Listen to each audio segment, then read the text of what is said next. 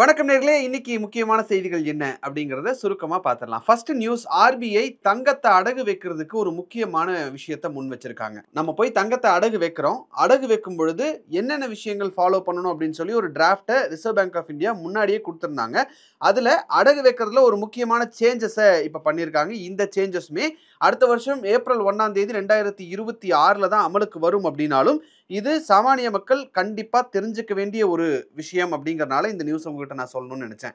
முக்கியமான காரணம் என்ன அப்படின்னா, ரிசர்வ் பேங்க் ஆஃப் இந்தியா என்ன சொல்லியிருக்காங்க அப்படின்னா, அவங்க வச்சிருக்கக்கூடிய இந்த புதிய தங்க நகைக்கடன் விதியில தங்கத்தை மீண்டும் அடமானம் வச்சு, அதாவது ரீப்ளெஜ் பண்ணி கடன் வழங்கும் முறையை முற்றிலும் தடை பண்ணணும் அப்படின்னு சொல்லியிருக்காங்க.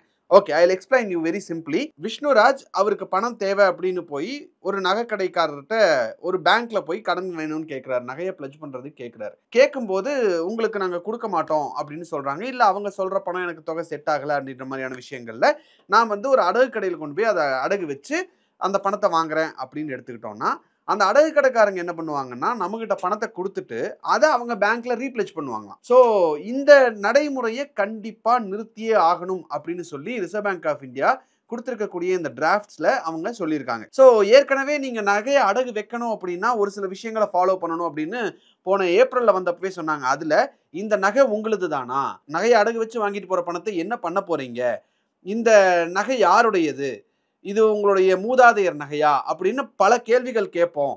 இந்த மாதிரியான கேள்விகளுக்கெல்லாம் அவங்க பதில் சொல்லணும் அப்படின்னு அப்ப சொல்லியிருந்தாங்க. அதுக்கான காரணம் என்ன அப்படிங்கறத அவங்க சொல்லல. ஆனா இப்பதான் அடகு கடைக்காரர்கள் அந்த அடகு வச்ச நகையை கொண்டு வந்து பேங்க்ல அடமானம் வச்சு அவங்க அந்த பணத்தை வாங்கி ரொட்டேஷன்ல விடுறாங்க. இந்த ரொட்டேஷனை கட் பண்ணணும். இது ஒரு லூப் ஹோல் இருக்கு, இந்த லூப் ஹோலை க்ளோஸ் பண்ணணும் அப்படின்னு ஆர்பிஐ முடிவு பண்ணி இந்த டிராஃப்ட் ரூல்ஸ்ல ஒரு மாற்றத்தை கொண்டு வந்திருக்காங்க. நான் முன்னாடியே சொன்ன மாதிரி எனக்கு என்னுடைய நகையை கொண்டு போய் நான் அடகு கடைக்காரர்கிட்ட வைப்பேன். அவர் அதை கொண்டு போய் பேங்க்ல வச்சு அந்த பணத்தை வாங்கி அவர் ரொட்டேஷன்ல விடுவார். ஸோ இது ஒரு லூப்ல போயிட்டே இருக்கு அப்படிங்கிறதுனால இதை கன்ஃபார்மா கண்டெயின் பண்ணியே ஆகணும் அப்படிங்கிறது தான் ஆர்பிஐ உடைய நோக்கம். ஃபெடரல் பேங்க் மாதிரியான வங்கிகள்லாம் என்ன சொல்லியிருக்காங்க அப்படின்னா, ஹோல்சேல் தங்க நகை கடனை நிறுத்திட்டு ரீட்டைலாவே தங்க நகை கொஞ்சம் கொஞ்சமா சாமானிய மக்கள்கிட்ட இருந்து கொடுக்கறதுக்கு ஆரம்பிக்கிறோம், அதுல நாங்க கான்சென்ட்ரேட் பண்ணணும் அப்படின்னு சொல்லி அவங்க சொல்லியிருக்காங்க. தங்கத்துடைய விலை அதிகரிச்சுக்கிட்டே இருக்கக்கூடிய இந்த ஒரு காலகட்டத்தில் கடந்த ஒரு வருஷத்துல வங்கிகளுடைய தங்க நகை கடன் அப்படிங்கிறது 3.2 லட்சம் கோடியா உயர்ந்திருந்தாலும் இந்த புதிய விதி ஏப்ரல் 1ஆம் தேதி 2026ல இருந்து கன்ஃபார்மா அமலுக்கு கொண்டு வருவோம் அப்படின்னு சொல்லியிருக்காங்க. முன்னாடியே நான் சொன்ன மாதிரி அசல் உரிமையாளர் யார் அப்படின்றது ஒண்ணு, தேவைப்படுபவர்களுக்கு தான் அந்த என்பிஎஃப்சியோ பேங்கோ கொடுக்கக்கூடிய அந்த நகைக்கடன் அப்படிங்கிறது போய் சேருதா அப்படிங்கிறத கன்ஃபார்ம் பண்ண வேண்டியது எங்களுடைய பொறுப்பு, அதனால இதை கொண்டு வரும்னு சொல்லி ஆர்பிஐ சொல்லியிருக்காங்க. அடுத்த முக்கியமான நியூஸ் அமெரிக்கால இருந்து வந்திருக்கு. அமெரிக்கால ஒரு மாகாணமான கலிபோர்னியா மாகாணத்துல அந்த அரசு என்ன சொல்லியிருக்காங்கன்னா, 17,000 அதாவது ட்ரக் டிரைவர்ஸ் வணிக ஓட்டுநர்களுக்கு, குடியேறி இருக்கக்கூடிய வணிக ஓட்டுநர்கள் 17,000 பேருக்கு அவங்களுடைய கமர்ஷியல் டிரைவர் லைசன்ஸை கேன்சல் பண்ணியிருக்காங்க. ஏன் இந்த முடிவை எடுத்தீங்க அப்படின்ற ஒரு கேள்வியை முன்வைக்கும் போது, ட்ரம்ப் நிர்வாகம் கொடுக்கக்கூடிய அழுத்தம், அது மட்டும் இல்லாம இந்த மாதிரி ஒரு 17,000 பேருக்கு நாங்க கமர்ஷியல் வெஹிக்கிள் லைசன்ஸ் கொடுத்துருக்கோம், அங்க நடக்கக்கூடிய அவங்க அதை வச்சுட்டு செய்யக்கூடிய சட்ட விதிமீறல்கள் தான் இந்த மாதிரியான ஒரு ஸ்ட்ரிஞ்சன்டான ஒரு ஆக்ஷன் எடுக்க வேண்டிய ஒரு சிச்சுவேஷனுக்கு நாங்க தள்ளப்பட்டிருக்கோம் அப்படின்னு சொல்லி கலிபோர்னியா மாகாண அரசு தரப்புல இருந்து சொல்லப்பட்டிருக்கு. அதாவது கலிபோர்னியால குடியேறினவங்க நிறைய பேர் சட்டவிரோதமா இந்த ஓட்டுநர் உரிமம் லைசன்ஸை வாங்கியிருக்காங்க அப்படிங்கிறத நாங்க கண்டுபிடிச்சிருக்கோம். ஸோ அதையெல்லாம் நீக்கணும் அப்படிங்கிறது தான் எங்களுடைய நோக்கம் அப்படின்னு சொல்லியிருக்காரு. இந்த நடவடிக்கை சட்ட மீறல்களுக்கு எதிராக மட்டுமே, குடியேறினவங்களுக்கு எதிராக கிடையாது அப்படிங்கிறத என்ஷூர் பண்ணியிருக்காங்க. பட் அமெரிக்காவில் நடந்துட்டு இருக்கக்கூடிய விஷயங்களை பார்க்கும்போது அப்படின்னா ஓகே, அவன் H1B விசா பத்தி பேசுறான், குடியுரிமையை கேன்சல் பண்ண போறான், இந்த மாதிரியான விஷயங்கள்லாம் தான் பேசப்பட்டு இருக்கு. இந்த மாதிரியான ஒரு சிச்சுவேஷன்ல ஒரு 17,000 பேருக்கு டிரைவிங் லைசன்ஸ், அதுவும் ட்ரக் டிரைவிங் லைசன்ஸை கேன்சல் பண்ணாங்க அப்படின்னா அதுவும் அந்த மாதிரியான விஷயங்களா தான் பார்க்கப்படும் அப்படிங்கறனால அவங்க தரப்புல இருந்து ஒரு தெளிவான விளக்கம் கொடுத்திருக்காங்க. இது விதிமீறல்களுக்கு எதிராக எடுக்கப்பட்ட ஒரு நடவடிக்கை தான். இந்த புதிய விதிப்படி இனிமேல் H2A, H2B, E2 விசா வச்சிருக்கிறவங்களுக்கு மட்டுமே இந்த வகையான உரிமம் பெற முடியும் அப்படின்னு சொல்லியிருக்காங்க. சோ இந்த முன்னாடியே சொன்ன இந்த விசாக்கள்ல வந்தவங்களுக்கு மட்டும்தான் இந்த டிரைவிங் லைசன்ஸ் அப்படிங்கிறது என்ஷூர் பண்ணப்படும் அப்படின்றதுனால மற்ற நாடுகள்ல இருந்து வந்திருக்கக்கூடிய டிரைவர்ஸ் எவ்வளவு பேர் இருக்காங்க அப்படின்னு பார்த்தா ஏறக்குறைய ஒரு 2 லட்சம் டிரைவர்ஸ் இருக்காங்க. சோ H2A, H2B, E2 இந்த விசால வந்தவங்களுக்கு மட்டும்தான் நான் டிரைவிங் கமர்ஷியல் வெஹிக்கிள் லைசன்ஸ் கொடுப்பேன் அப்படின்னா 10,000 பேர் தான் மிஞ்சுவாங்க. மொத்தம் கூடி 10,000 பேர்த்துக்கு தான் நம்மளால அந்த டிரைவிங் லைசென்ஸே குடுக்க முடியும் அப்படின்னு சொல்லியிருக்காங்க. ஸோ அங்க அடுத்து என்ன நடக்க போகுது அப்படிங்கிறது, அதாவது சாஃப்ட்வேர் வேலையிலிருந்து டிரைவிங் வேலை வரைக்கும் அங்க அமெரிக்காவை பொறுத்தவரைக்கும் இப்போதைக்கு ஒரு பெரிய பிரச்சனையா இருக்கு. இன்னும் இது எங்க போய் முடியும் அப்படிங்கிறத நம்ம இன்னும் பொறுத்திருந்து தான் பார்க்கணும் போல இருக்கு. அடுத்த நியூஸ், இந்தியாவுல பீர் அதிகமா சேல்ஸ் பண்ணிட்டு இருக்கோம் அப்படின்னு சொல்லி ஹைனிகனோட சிஇஓ சொல்லியிருக்கார். இந்தியாவில் எங்களுடைய சேல்ஸ் அப்படிங்கிறது பயங்கரமா இருக்கு அப்படின்னு சொல்லியிருக்காரு. அதுக்கு அவர் சொல்லியிருக்கிற காரணம் தான் கொஞ்சம் ஷாக்கிங்கா இருக்கு. எல்லாருமே கவனிக்க வேண்டிய ஒரு காரணமாகவும் இருக்கு. அவர் என்ன சொல்லியிருக்காருன்னா, இந்தியாவில் ஃபேமிலி ஸ்ட்ரக்சர்ஸ் அப்படிங்கிறது மாறிட்டு வருது. அதாவது குடும்ப அமைப்புங்கிறது மாறிட்டு வருது. முன்னாடி எல்லாம் கூட்டு குடும்பமா இருந்தாங்க. இன்னைக்கு நியூக்ளியர் ஃபேமிலியா மாறிட்டாங்க. ஸோ கூட்டு குடும்பத்தில் இருந்தப்போ அப்பா, அம்மா, தாத்தா, பாட்டின்னு ஒரு 10, 20 பேர் இருப்பாங்க.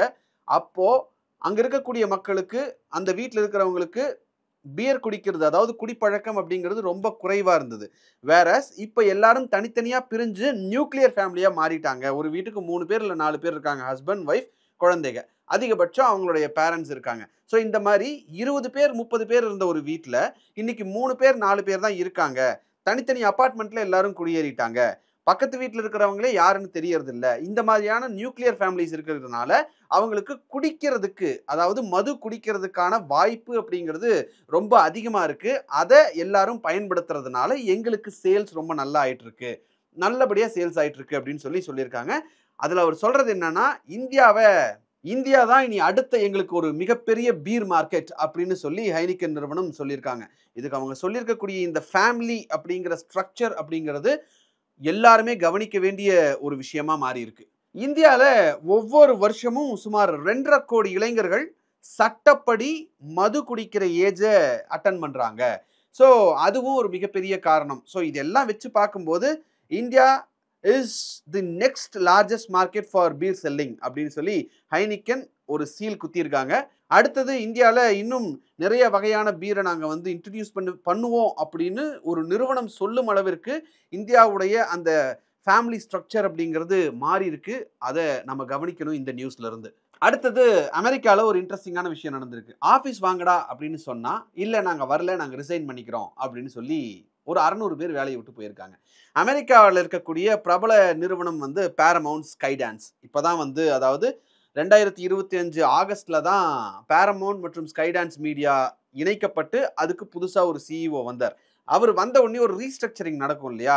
இதுக்கு முன்னாடி இந்த கம்பெனி எப்படி வேணாலும் நடந்திருக்கலாம், நான் வந்ததுக்கு அப்புறம் இந்த கம்பெனி இப்படி தான் இருக்கும் அப்படின்னு சொல்லி ஒரு ரீஸ்ட்ரக்சர் பண்ணுவாங்க. இவங்க இருக்கலாம், இவங்க வேண்டாம், இவங்க எனக்கு தேவையில்லை, இந்த மாதிரியான விஷயங்கள்லாம் நடக்கும் இல்லையா? அப்படி ஒரு ரீஸ்ட்ரக்சரிங் பண்ணும்போது என்ன சொல்லியிருக்காங்கன்னா, எதுக்கு எல்லாரும் ஒர்க் ஃப்ரம் ஹோம்ல இருந்து ஒர்க் பண்ணிட்டு இருக்காங்க, வாரத்துல 5 நாளாவது அவங்க இனிமேல் ஆஃபீஸ் ஒர்க் பண்ணணும் அப்படின்னு சொல்லி ஒரு சர்க்குலர் எல்லாருக்கும் விடுங்க அப்படின்னு சொல்லியிருக்காங்க. அந்த சர்க்குலர்ல முக்கியமா என்ன சொல்லியிருக்காங்க அப்படின்னா, உங்களுக்கு 2 ஆப்ஷன் கொடுக்குறோம்.